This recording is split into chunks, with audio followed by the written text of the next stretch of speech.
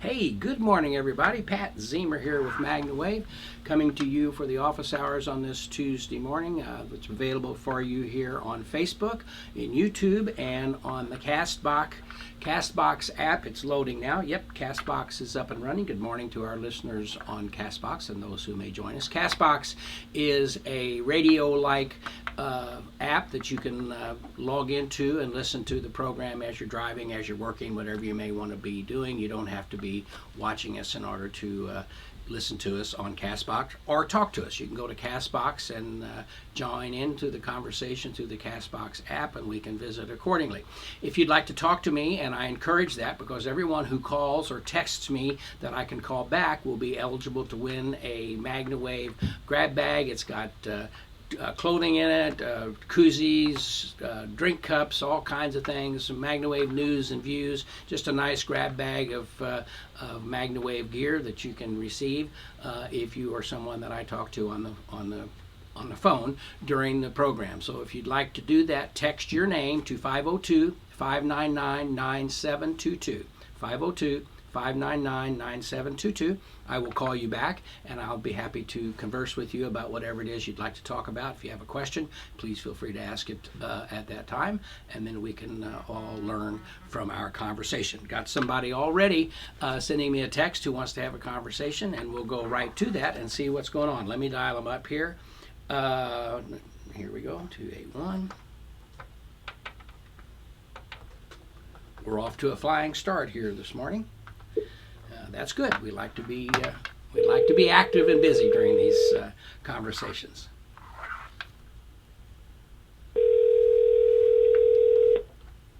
See if they answer. Ring-a-ding-ding. Good morning. Good morning. Pat Ziemer here. Who do I have? Felicia Carroll in Houston. How are you? I'm good. How are you? I'm great. So I have a prospective new client whose horse just had the MRI done yesterday, and we have all the preliminary reports back, and it stumbled under saddle. I'm pulling it all up here. Okay. And came up lame, not quite right in the right front, blocked it out, and so they tried rest and NSAIDs. Did not help itself, so then they had the MRI done, and it's showing a lateral collateral ligament injury at the insertion of the coffin joint. And they're saying the current treatment plan is PRP with shockwave, 1 month of stall rest, recheck, then turn out 6 to 18 months prior to any kind of rehab, conditioning rehab, and it's only a 4-year-old. And I have told her I have seen miracles with the MagnaWave machine. It needs to increase circulation, and this is what this machine, this treatment does. Have you ever had any other cases similar to this? Well, certainly when we talk about ligament injuries, ACL injuries, anything like this, when you're dealing with connective tissue and tendons and cartilage, so on and so forth, we've had a lot of experience with this, and it is certainly something that MagnaWave could certainly potentially benefit with the treatment. You're right on. Circulation, blood oxygenation, all of those are critical. That's why they're going to do the PRP. That's why they want to do shockwave, so on and so forth. The beautiful thing about MagnaWave, shockwave they're not going to do every day. And so I understand the veterinary reason for wanting to go there to shockwave the issue. They're going to do that a few times maybe or whatever. But in many cases with shockwave, they'll come in with the MagnaWave immediately after because it's not invasive. It doesn't cause pain to the area, but it does improve circulation, improve blood flow, and could help speed the healing process. So most certainly would be something that you could approach with the device.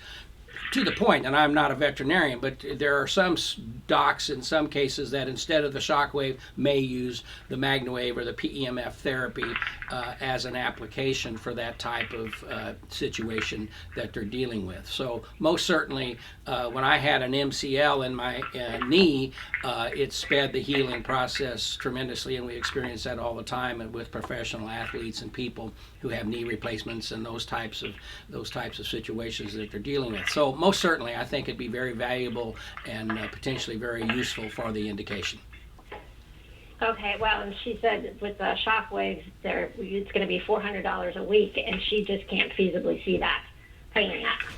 No, so and quite a bit.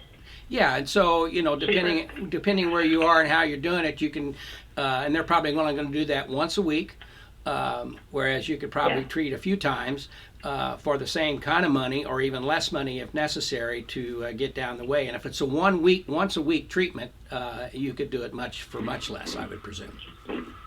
Right. Do you think the protocol would be similar to a founder case where the whole overall body once a week and maybe doing the feet 3 times a week? Yeah, that would be that's an excellent description. The full body is just going to help the overall body feeling, oxygenation, keep everything in good shape, and then certainly to focus on the feet for blood oxygenation, blood flow, circulation to the area is exactly what they're wanting to accomplish.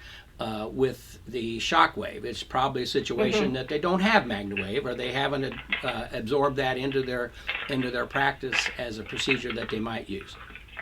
Right. Okay. Thank you very much. You're welcome. Thank you so much. Now, be sure to email your name and address to support@magnawavepemf.com. You'll be entered for the grab bag today. Perfect. Thank you. You're welcome. Thank you. Thanks for calling. Bye-bye. Bye-bye. Okay, great question, and that's always a question that comes up. Can MagnaWave be used in those types of situations? And when you start talking about all the different modalities that are available that can be used, certainly a situation of complementary usage is very good for a lot of these types of indications that they're dealing with. I'm kind of surprised that they didn't suggest laser as well, but it just depends what the docs are using and how they're approaching the situations. If you have something you'd like to talk about, 502-599-9722, send me a text. I will call you right back, and we can have a conversation accordingly. Hazel Reed is with us on CastBox this morning. Hello, Hazel.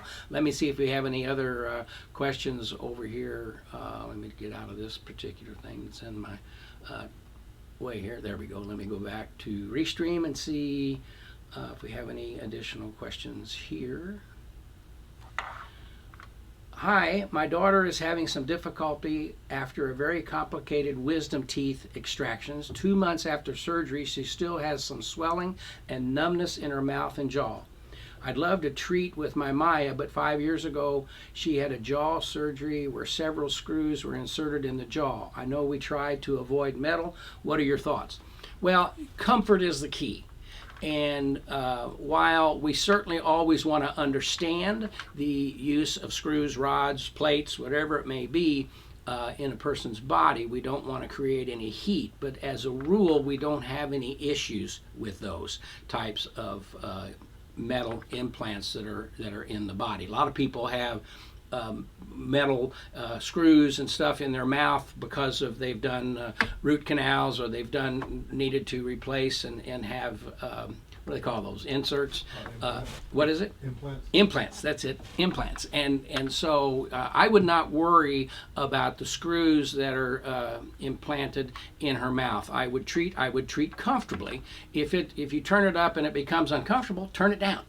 I mean, if for example, I'm older and I had a lot of fillings as a child, and my fillings, when I treat my face when I had my wisdom teeth pulled, I treated and I had to watch my setting because the current fillings that I had were causing some discomfort. So I just had to turn it down to where the fillings did not cause discomfort, the old metal fillings that they used to use. But in this kind of situation, I would not worry about it. I would treat the area at a very comfortable setting to help get rid of some of that inflammation and to help her come along. It's kind of amazing that it's been that length of time and she's still dealing with that. But we all handle those situations differently, and our bodies react differently to what's going on. So I would I would make sure that you treat for comfort. Hold the loop up to the face. You can hold it an inch or so away, gradually turn it up, and as you can feel it, you might feel a little twitching in the eye or feel a little bit in the jaw.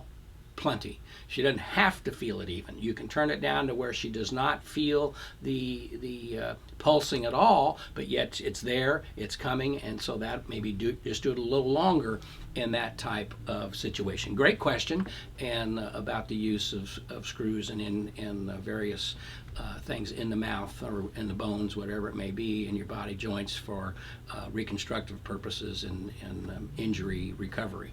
Let's see. What else? If we have any new clients starting today, TBI Equine originally occurred 16 months ago. So TBI is a traumatic brain injury, and planning on using full MagnaWave weekly to focus on the head and additional 2 or 3 times a week. So traumatic brain injury, we have, traumatic brain issues with strokes, with concussions. We're doing a study is ongoing now at the University of Colorado in association with Dr. Larry Lyons, and we're dealing with concussive injuries from sports and falls, whatever it may be.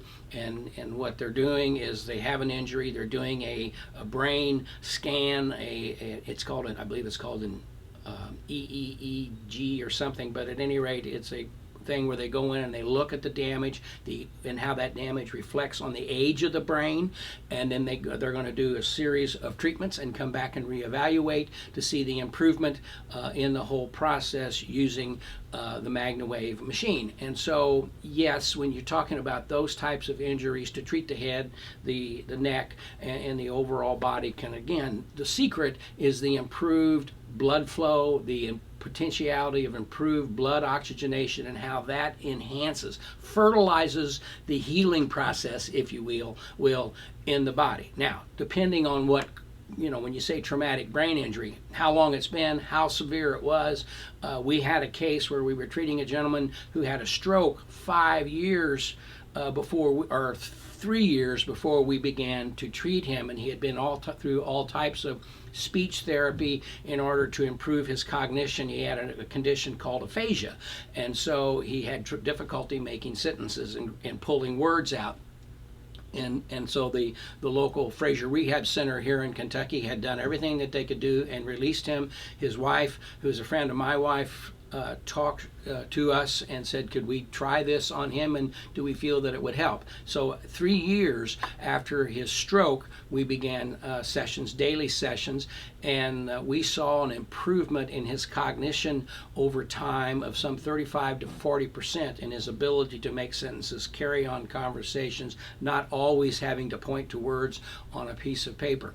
Were we able to bring him back 100%? No. We saw 35 to 40% improvement. But 3 years after the indication was established with the stroke, same thing could potentially be the case here. So it certainly is not going to hurt to try and to help this horse as far as its well-being is concerned, or small animal, dog, cat, whatever it may be, or a person, to certainly embrace these types of things. With that, there was an article that someone had posted to us talking about the use of PEMF therapy for the relief of Alzheimer's and how to approach those types of indications, and they're seeing a good result sometimes with those types of applications. Why? Because a lot of times you're dealing with inflammation, you're dealing with lessened blood flow to the brain, which could potentially set off some of these dementia type of situations or Alzheimer's indications. And so if we can have good blood oxygenation,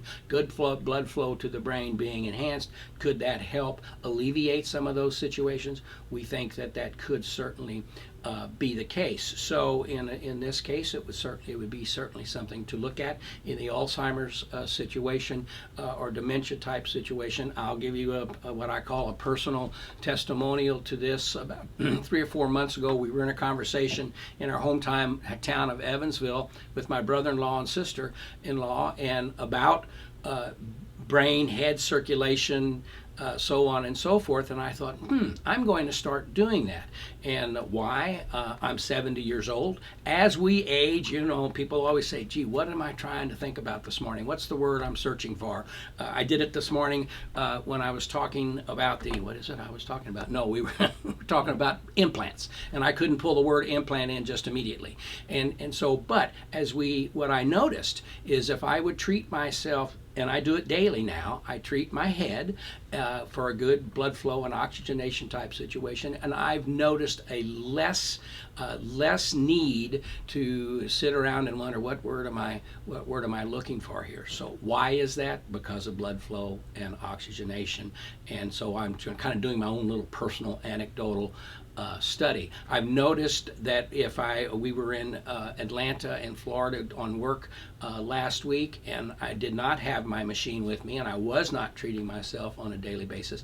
But I did notice as the week wore on that I found myself doing that a little more than what I normally was doing when I treat myself regularly. So it's always something to look at when you're dealing with traumatic brain injury or just wanting to stay healthy. They're now saying, and we've noticed this because we've done a lot of work with people that are suffering from PTSD or depression. If we can treat their head and their shoulders and treat the whole thing, their sense of well-being improves, their depression diminishes, because they're now saying that a lot of depression can be brought on by inflammation in the brain. What causes the inflammation? Stress can cause inflammation. It doesn't have to be a physical aspect or something to cause inflammation on your shoulder or your head or whatever it may be. Stress is a factor that can lead to inflammation of the body and certainly of your head and brain. So we want to work to relieve inflammation in the body in order to have a better sense of well-being and healing. Okay, let's see. Any other questions here? Am I missing anything? No. Okay, so if you have a question, simply post it in Facebook or YouTube, and I'll see it here and can certainly answer it. Or if you'd like to send me a text and be eligible to win the grab bag of MagnaWave gear, please send a text to 502-599-9722, and I will call you back and we can have a nice conversation about whatever it is that you would like to discuss. Now, with that said, while I'm seeing if anybody has anything going on here, we'll stay as long as we have some questions. I'm just not going to talk for an hour or so. I want to answer questions and have conversations with you. But there is some information I do want to share. Is John with us this morning? Have you noticed if John? He is. John's with us. John. How you doing, buddy? Got some information for you. We have all the clearances are, and you're going to just let me explain this whole thing. When we talk about CE approvals this is international approvals for CE for medical devices that are used in foreign countries or how it's handled outside of the United States. Everything is complete. Everything is finished for Canada and Australia and other countries. But where those two are completed, we're simply waiting now, which be any minute. If I can say it that way, they've approved the factory. All the ISO stuff is signed off on and completed for Health Canada, and so Health Canada now we're into Australia. The stickers are being designed. All we're waiting for is the email and notification with the exact number that we will use on these CE certifications to do. There is no reason that the European CE regulatory information did not arrive in the same day, on the same day. They are very similar, but between Europe and Canada there are a little different breakdown of regulations, so they are done separately. But the Canadian CE process is complete. We're just designing labels, getting ready to print the stickers to apply to the devices, and the European and other nations should be following any second. It's all done at the same place, same times. It's just two different letters that come of approval, and so we've got Canada and Australia, European to follow. So John, that should, I think, bring some relief to you. It certainly brings some relief to us in our European market as far as being able to take equipment into your country and the countries, other countries around the world that require the CE medical designation for the devices to be able able to go into their countries. And so that all is moving along very quickly. If you have any questions about that, be happy to answer them. So I hope that helps, John, and it helps you out. We're looking forward to it. Let's see. I'm finding conflicting info about treating people during chemo. I'm currently having chemo every 2 weeks. I have not felt comfortable to treat myself for side effects of mastectomy and chemo, but I've been treating dogs and horses on my good days. How much PEMF do we get by holding the attachments during treatments, and should I be doing this? Thanks. Great question. The reason, and I need to approach this from an international type of situation. Certainly, we don't want to do anything or have anyone do anything without consulting or without their doctor or veterinarian, whatever the situation may be, understanding what they're doing, signing off on what you want to do, and moving forward. Outside of the United States, with PEMF therapy, it is utilized much more aggressively than it is here in the United States. That's for regulatory purposes. We don't want to do anything. Certainly we can't make claims, don't make claims, and so you have to approach it a little differently in the United States. And how it is used. So certainly you always want to clear with your doctor. However, and this is in our tact for years was, don't do, if someone's receiving chemotherapy, don't use any form of blood circulation, MagnaWave, or anything else that could be used. Why? Because it could enhance, as she talked about in her question, enhance the side effects that we don't want. It could make someone feel sicker, so on and so forth. Is it going to hurt? No, but could it make you you're sick, the feeling of sickness or what you may have as a result of the chemo enhanced? It could. And so we've always said it's up to the docs, don't do it, so on and so forth. However, as times have changed and doctors are becoming more familiar with what's going on, doctors have said, and people have, there are some doctors that have recommended and use PEMF therapy along with chemo because it helps the absorption and helps the chemo better do its job. Others kind of take the position of, if you're on chemo and you're doing a 2-week regimen and then you're off for 2 weeks, wait 24 hours or so after the last regimen, and then you can use PEMF to help the overall feeling of well-being, help the pain relief that you're looking for, so on and so forth, and then stop before the next round of chemo. So there is, to approach your question, there is conflicting information. And it's certainly up to your doctor in how they feel you are and where you are with the medication. How much chemo? I know that Hope for Cancer, for example, in Tijuana, Dr. Tony Jimenez, they don't use chemo unless they absolutely have to, or if they feel that it's a circumstance that a little bit of chemo will be beneficial to what they're doing with a particular client or what's going on. PEMF is a daily part of their regimen for people suffering from tumors and cancer and so on and so forth in Mexico, but they have found in instances that the better blood flow, the better oxygenation can be beneficial to those types of situations. Again, you always need to check with your doctor, with your veterinarian, whatever the situation may be. So yes, there is conflict. That's because there is more understanding today than there was 20 years ago or 30 years ago when we first started this and when it was begun as to how it would be used in the United States. And again, just to clarify that whole thing, 150 years ago or so, back in the 1800s, the AMA basically took several modalities and moved them out of what they considered as mainline medicine. Electrotherapy, magnetic therapy was one of them, acupuncture, massage, chiropractic, several different other modalities were kind of moved out. Whereas in other countries, they weren't, and they're still used as mainline medicine and understood and handled differently.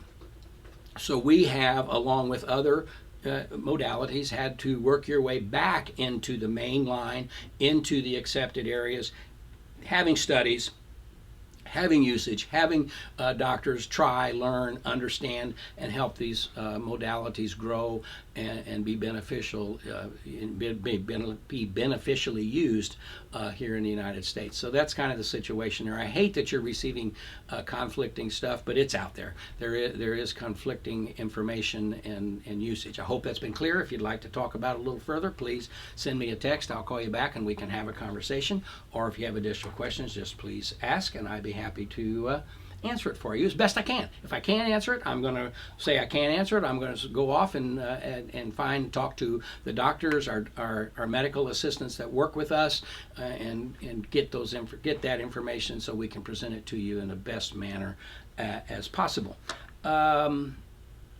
John wants to know if I can book a trip over there to help spread the word. Well, actually, we're talking about that, to do just that, to come to Europe and have some seminars and help spread the word for the therapy there, and certainly going into Canada and Australia accordingly, and other countries to help spread the whole word. Again, it's more accepted in other countries, but it's amazing. It may be accepted, it may be used, but when you're in your area of endeavor, maybe small animals or people or specific indications, you got to start from the ground and move up accordingly. Let's see if there's any other questions that someone may have. Patricia had one up there. Patricia had one? Let's see where it is. Right here. above L2. Oh, okay. Oh, I'm treating a horse that has had a severe knee injury. She is on full stall rest indefinitely. She is having issues with both front legs. What do you recommend for the amount of time and frequency of treatment? Well, my go-to description there is treat as long as function continues to improve. So is this a situation, if it's on stall rest indefinitely, certainly to treat the full body and to treat the legs and see what happens immediately? I mean, or treat it, I would start this process by treating 4 or 5 times in a row. Treat the legs, treat the shoulders, the neck, the upper body, top line, whole body, whatever. But do it 3 or 4 times in a row and see how the animal reacts. We do the same thing with small animals. We do the same thing with people. Treat a number of times, see what the relief is, see how it goes, then continue to treat and see if function continues to improve. If the function does continue to improve, keep treating. If you get to a plateau, that you reach a plateau and we're just kind of here, this is as good as it's going to get, then you treat as often as necessary to maintain that plateau.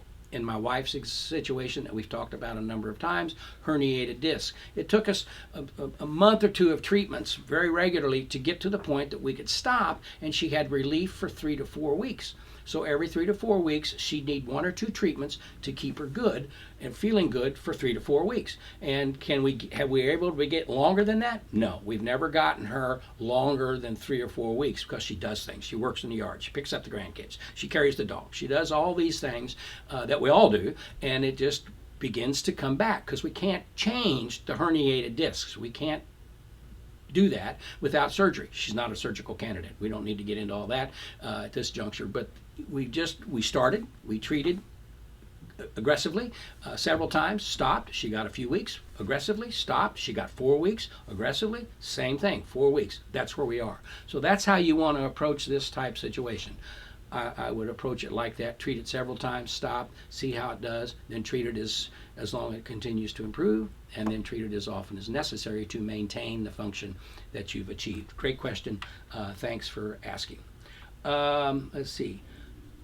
Is there something else here?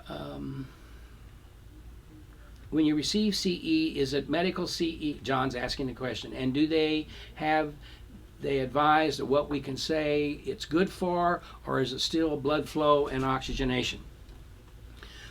That's a good question, and all that will be in directives that will be published, because we'll see on the CE, we'll go back and see what areas they approached as a medical device. But yes, the CE that we're going to have is CE for medical devices. We have to have that from our perspective if we want to export out of the country, is to have that in place. And now part of that conversation also is by virtue of the safety testing being completed on our devices, and I'll tell you which devices.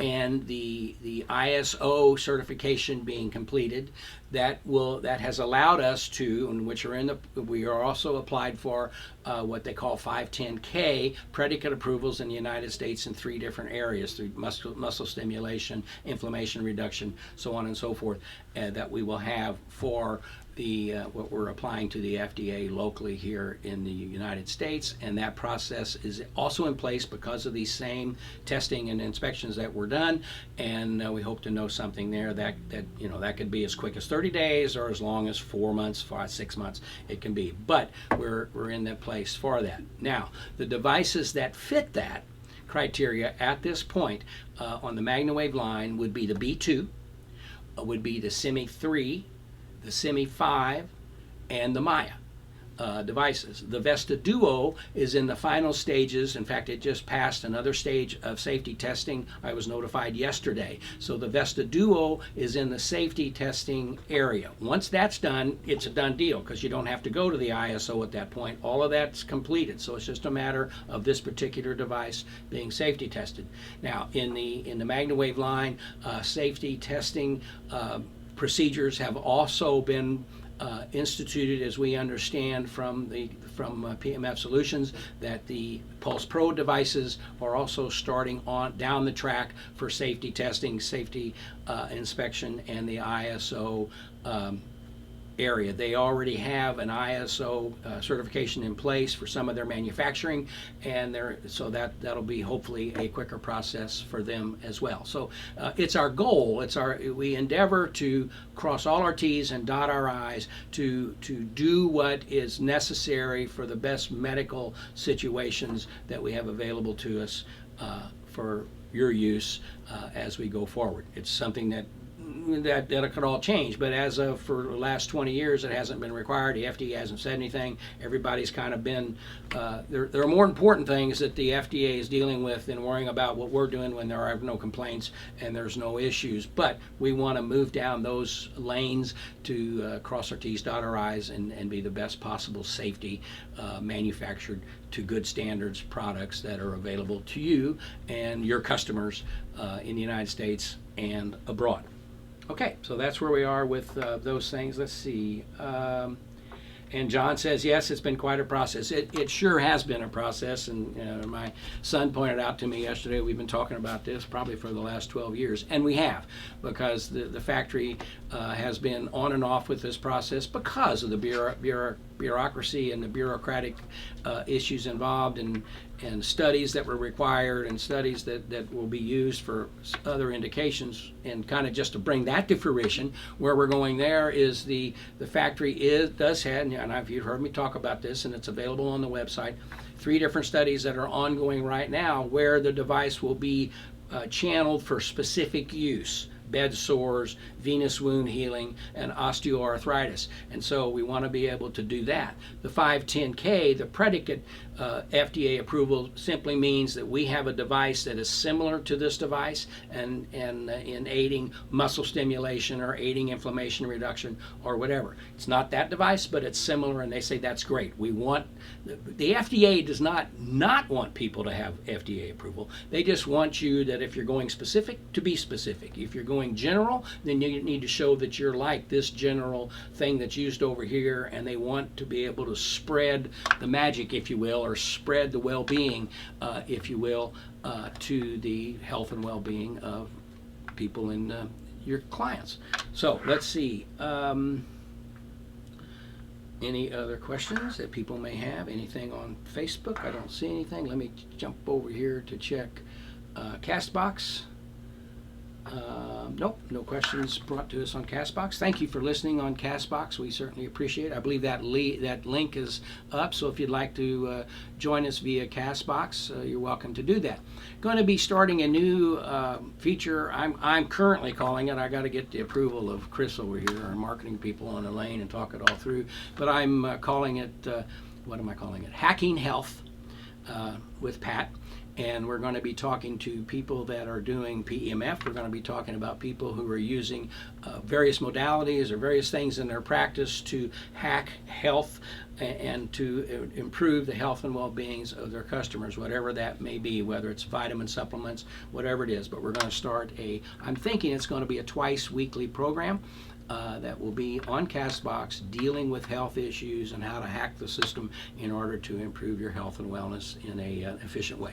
You want to share about your podcast with Dr. Pelosi? Yes, we just did and is that available on, It's online. An email will be going out to everybody. Okay, so I did a podcast with Dr. Pelosi. He is a gynecological plastic surgeon. He does, someone asked me yesterday, gynecological plastic surgery. Well, there are things that they need to do to the body quite often with women gynecologically, with incontinence, damage as a result of birth, whatever it may be. And so these plastic surgeons go in and surgically repair and help these types of situations. And he's also, Dr. Pelosi is one of the authorities in the United States dealing with that.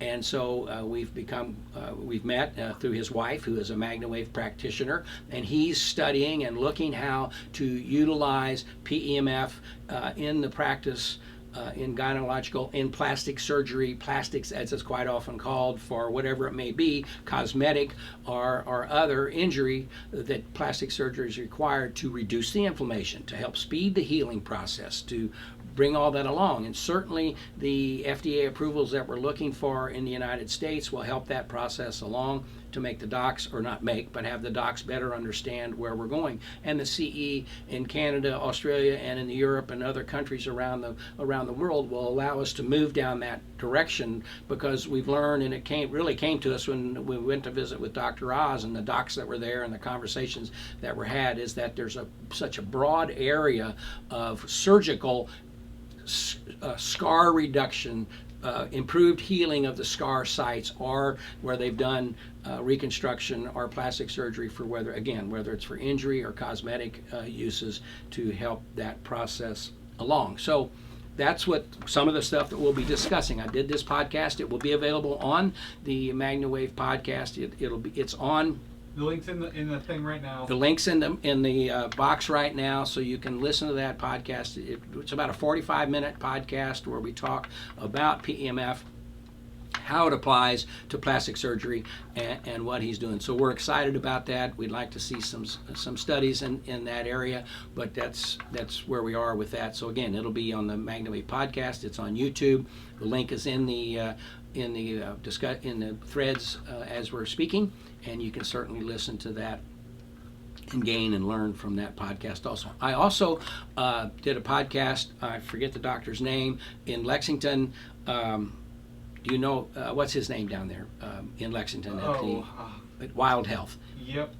I don't remember. I'm sorry. Okay, we'll get it. Yeah. But we did a podcast. He has spas, basically, and where people can come in for float situations, massage, now PEMF, MagnaWave PEMF therapy for pain relief, anti-aging type of things, and we did a podcast with him. It should be released, I think, this week, and both of these podcasts have very large listening base things going on, and people can listen to. I did a interview, Elaine and I did an interview with Jack Canfield, the Chicken Soup for the Soul guy, and he bought a machine and he's using it for he's got a bad knee from an injury, from skiing injury from several years ago, and so he's very aggressive and a speaker and travels a lot, and so this is giving him some relief. They also did an interview with him that will be available soon for your perusal. So a lot of things going on. We're excited about that.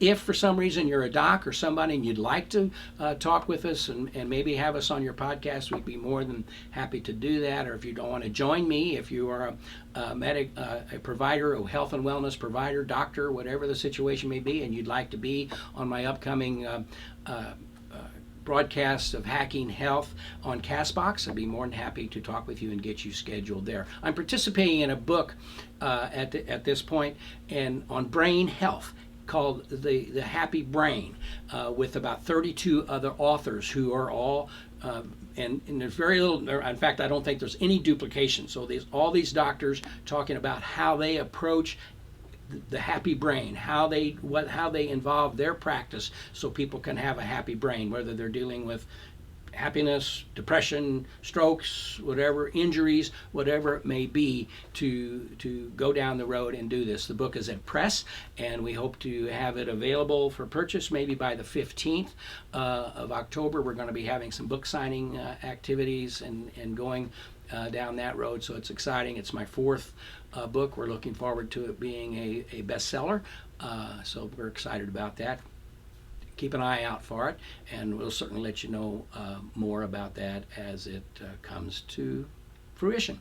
If you have a question, please post it in the thread on YouTube or on Facebook, and I'd be happy to discuss it and answer whatever questions you may have. If you'd like to talk with me, I think we have another one. Let's take a look here. I don't know if we had, no, we just nope, no other questions for conversation. All right. Always a pleasure to be here with you. We've got about another minute or so. If you'd like to ask a question, please do. Do you have one? No. Well, where are we going this week? Oh, we're going today to the Thoroughbred Makeover, the retired racehorse project, where they take retired thoroughbred racehorses and retrain them for hunter jumping, for cross country, for trail riding, for barrel racing, for in many different disciplines to reuse or retrain these retired racehorses. They have a competition each year at the Kentucky Horse Park, and we're going this year. We're a primary sponsor to where there'll be some 200, I think, horses on the grounds. I think 400. 400.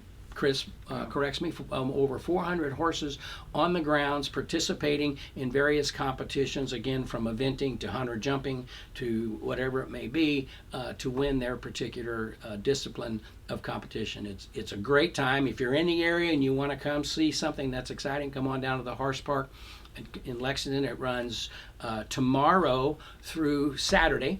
At the Kentucky Horse Park, the Retired Racehorse Foundation. Rosie Napravnik will be with us and being able to be interviewed and discussed about how she uses our processes and what she's very involved in the Retired Racehorse Project, because she is, as you know, one of the most successful female jockeys of all time. And her husband, Joe Sharp, is a very respected and very successful thoroughbred trainer on the racetracks around the country. And so Joe may even be down there with us this weekend as well. But at any rate, Rosie will be there. We're going to have a good time. Come on down and see us. We'll have a lot of video. Tony's going to be there doing videos and interviewing folks. And so we're looking forward to it. That's the Retired Racehorse Project this week in Lexington at the Kentucky Horse Park. Anything else, Chris? We'll talk about it next week with the pink prom and all the pink prom and the breast cancer awareness. Breast cancer awareness. We're going to go pink for the month of October, and a percentage of the sales that we have during the month of October will be donated to a couple of different breast cancer foundations for the healing and help with breast cancer. So we're looking forward to that. We're excited about that. And then another one, Maureen said the podcast was great. She enjoyed it with Dr. Pelosi. We appreciate that, Maureen. And Jeff Fenton writes to us, the Dog Doc is at select locations for viewing. We might post that, Chris, if you've seen that. Did you get that post from... I can get it. Yeah, I can get it. Yeah, okay. We have a post that came to us. The Dog Doc is a documentary with Dr. Marty Goldstein, and how he uses various things in his practice for the health and wellness of the animals that he's treated. I call him the veterinarian to the stars. He uses MagnaWave in his practice. His firm uses MagnaWave, and he discusses that in the Dog Doc. It's an excellent documentary. We showed it. We had a viewing at MagnaCon this year, and everyone really enjoyed it, and it's on limited release around the country. And so if you get a chance to see it, we'll post where it is and when it's going to be playing, so you can make an effort and go see the Dog Doc featured Dr. Marty Goldstein. So, all right, look forward to that. A lot of stuff going on that we want to bring to you and answer your questions and help you provide the health and wellness that you want to for your clients. So with that said, no other questions. Let me just make sure. I don't see any other questions. Appreciate you. Thanks for being with me this morning. We're going to the Thoroughbred Makeover. Come on down and join us. We'll be back here next week with more office hours to answer your questions and provide information that helps you with PEMF and MagnaWave and health and well-being. Wave on to better health. Thanks for being with me. Have a great day. Bye.